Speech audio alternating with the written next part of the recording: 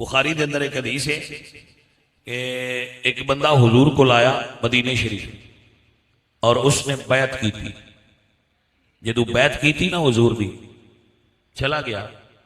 अगले दिन आया तो उन्हें बुखार चढ़िया सी, कहता सरकार मेरी बैत तोड़ो। आपने फरमाया भाई बैत क्यों तोड़ी? सरकार कल दा मेरा बुखार नहीं पिया उतरदा। तो हुजूर फरमाते ने अल मदीना तो कल की तनफी खबसहा व तस्नउ तय्यबहा।